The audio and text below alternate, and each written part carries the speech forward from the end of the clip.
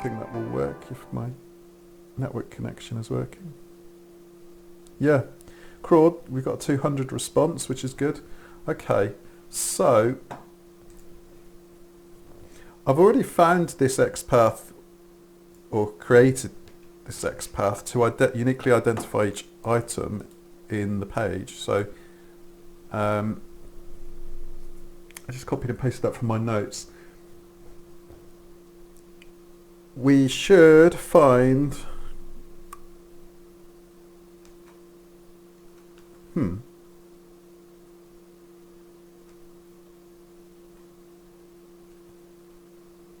I think I need to go and change that in settings, set robots debug to false. Let's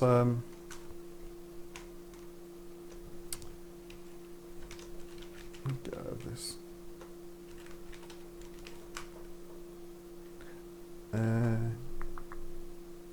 I think it's settings.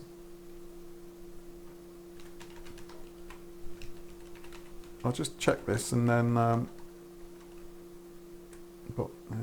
yeah, robots obey. Let's change that to false.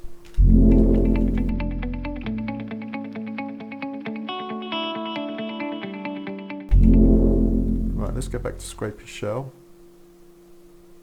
Scrapy shell's nice because you can scroll back up through your history of what you've entered. That's better. I'm hoping we'll get a 200 response here now. Yes, excellent.